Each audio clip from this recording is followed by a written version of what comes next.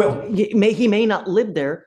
Maybe he lives there partially. Maybe he comes and goes. but what So told us was he was kicked out. Also as a preventative measure so that we don't want you to actually or accidentally bump into this person. And that's why we have this there is that he did live there at one time. Perhaps he may go back. He left an article of clothing. He left pizza there, or whatever it may be. A place specifically described in the order, to wit, the residence of a protected individual, namely Mark, and it should say Mick Williams, but it says Mark Williams. So it's in order to meet this charging document, it would have to be that gentleman's residence, and he does not reside there. As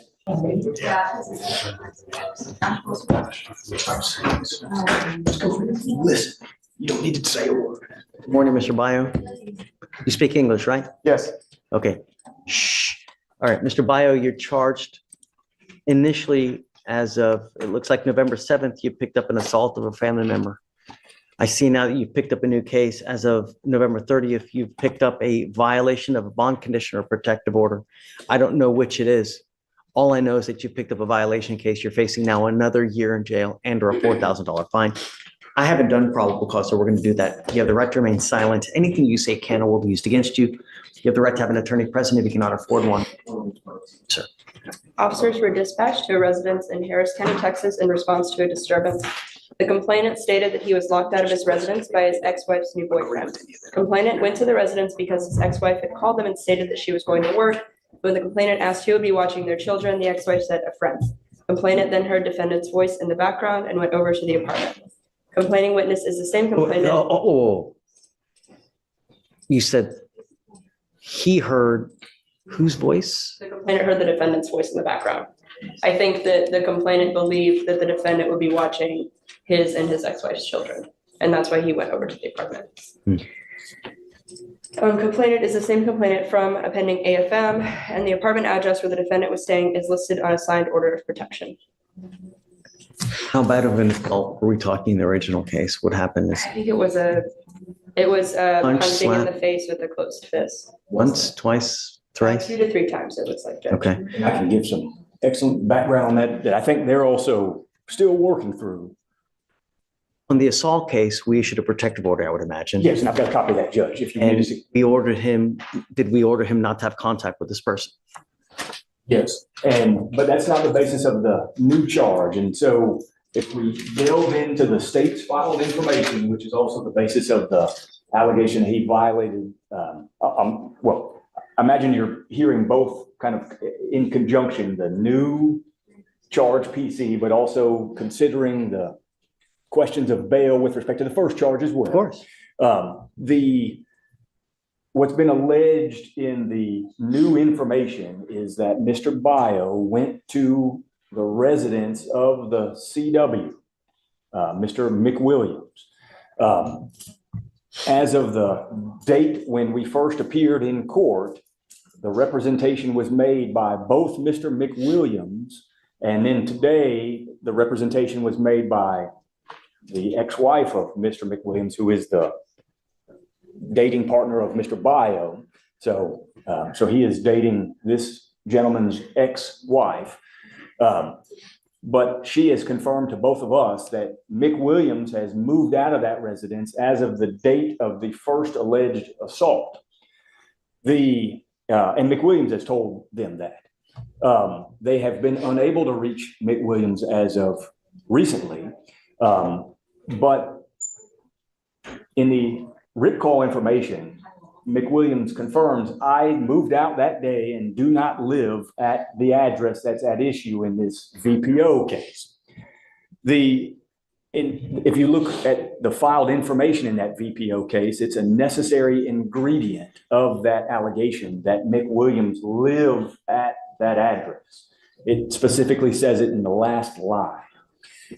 You're saying in the protective order? Yes, Jim. Oh, no, not the protective order. In the violation of protective order case, if you look at the state's filed information in that case, you will see the last line is, to wit, he was at the complainant's residence, but Mr. McWilliams doesn't actually live there. He moved out. Actually, was not on the lease. He's still not supposed to have contact with this person. Well, he's not. He didn't have contact with him. What happens is he's at a place that is not McWilliams' address, and then McWilliams, angry that he's there, still wanting to control his ex-wife, comes over there and busts the windows. And so that is What's the window of his ex-wife's house where Mr. Biles. what's the ex-wife's name? Shannon. Shannon. Okay, so And we both spoke to Shannon a few minutes ago. and Shannon has how many kids with Mr. Bio? Or do they have kids or no? So whose kids are they? McWilliams? Williams and Shannon's children. Okay. I think there's two. And so what's alleged in the newly filed charging document is that Mr. Bio went to the residence of McWilliams, which there's no PC to believe that. He did not go to the residence of McWilliams. He went to Shannon's residence. McWilliams does not live there, stopped living there, and the state can't meet the information. And so there's no PC on my argument, Judge, is that there's no PC that the state or the officer. So in our case, in the assault case, the protective order says that he's not supposed to go to this Spring Cypress, the apartment in Spring Cypress, right? Well, contemplating that that's McWilliams' address. Is that his address? Yes or no? That is no longer his address, Judge. Okay. When that was filed, I imagine that was the original apartment, but on the Because a lot of day, times they never updated. They just put the original apartment where it happened at, and they always assume that it's this, just, so that's no longer the address. Mr. McWilliams moved out of that address on the day of the incident, and he told Okay. me he moved out. I believe that Shannon is the only name on the lease. for the violation case, where is he alleged to have gone to? He went to the address that's listed in the original MOA. So he went to the Spring, Spring Cypress. right? That's right. Okay, And but what he's saying is that this person no longer lives there. well, that's what McWilliams told the state. And that's what Shannon has told both the state and myself. And that is what our full understanding is. Now, I know that address is listed in the protective order, but what's contemplated by the protective order is don't go to a place where McWilliams lives. And McWilliams is not living at the Spring But Cypress. the problem is that we also have this address there because he could always go back. Well, He may not live there. Maybe he lives there partially. Maybe he comes and goes. but what So told us was he was he is- kicked out. Also as a preventative measure so that we don't want you to actually or accidentally bump into this person. And that's why we have this there is that he did live there at one time. Perhaps he may go back. He left an article of clothing. He left pizza there, or whatever it may be. Well, what's really happening is he wants to go back and continue harassing his ex-wife. And that is what Shannon has represented, I think, to both of, I wasn't privy to their phone call, certainly what was represented to me. And What do you want? well, I want no PC to be found on the violation of protective order charge because an element of that offense that's been alleged is that Mr. Bio went to the residence of McWilliams. McWilliams does not live there. It's not his residence. So there's no PC to believe that that element is met. What do you think? Judge, I don't know, on this matter, I gotta think, it's expressed in the order is that address was PC, but the actual location. I will say, Judge, in the charging instrument, the defendant it does say, he's not allowed to intentionally or knowingly go to a place specifically described in the order. The address in the order, that's where he was staying. But in terms of The address in the order, who was staying the defendant was staying at the address in the order. in this In the protective original order? MOA, Spring Cypress. Okay. The defendant was staying there. But I will say in terms of PC, I'm going to defer to the court on this matter. And may I just read that little blurb of the information that I think is important for the court to hear? May I take a cheat and steal y'all's computer? Go ahead. So, Do we still have a problem with him trying to communicate though? With no, he the- didn't want to have any communication. This gentleman comes over to the place and starts busting the windows. I will say the complainant came to the place where the defendant was staying. Like he initiated the contact in the situation. And what's alleged is, and it's the last clause, maybe two clauses, it says, a place specifically described in the order, to wit, the residence of a protected individual, namely Mark, and it should say Mick Williams, but it says Mark Williams. So it's, in order to meet this charging document, it would have to be that gentleman's residence, and he does not reside there, as by his own representation to the state. And so I'd ask that, and I know it's a very unique situation. How do we go forward, though? If I find no PC, how do we go forward? No. Well, goes back out on bond while we prepare our defense to the initial charge of assault, which I think they've seen quite a bit by way of background about Mr. McWilliams. But how do we know that this isn't going to happen again? Well, I will say, I'm not sure where Mr. Byer will be staying if he were to get out on bond, but the witness, Shannon, she is no longer living in her apartment as of tomorrow. So that address will no longer, it won't even belong to any of them as of tomorrow. Do we do a no contact with both? I don't know if we would do no contact with the witness, with Shannon, but I would ask no contact with Mr. McWilliams. and You are now in a relationship with Shannon, right? that's right, Judge. But yes, So I've instructed him, just let me answer for him, Judge, but he is in a relationship with Shannon, that's right. And he moved here from Hawaii to be with Shannon, and the ex-husband takes issue with it. And the ex-husband has a very violent history with Shannon. And so long-term, we think there'll be issues with case one even. But I understand that that's not really we're not there yet.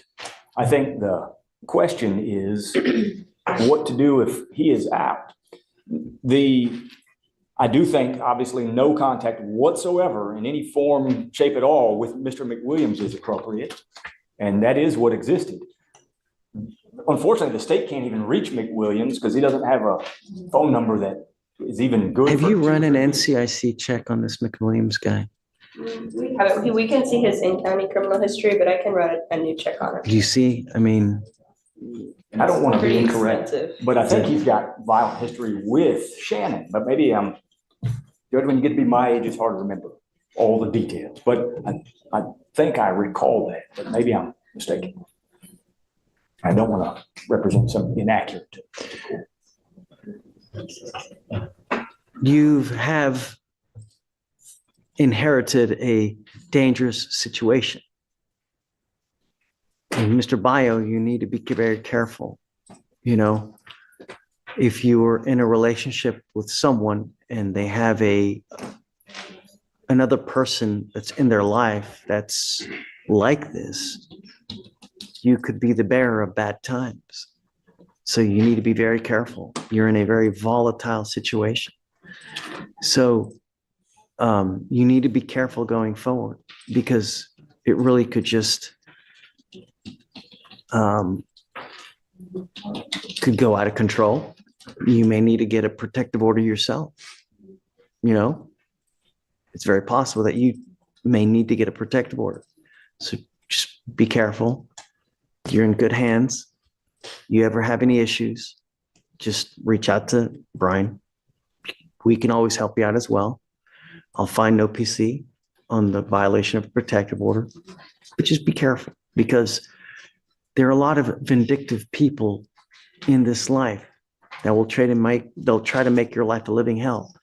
And you being on bond in this case, they can do that.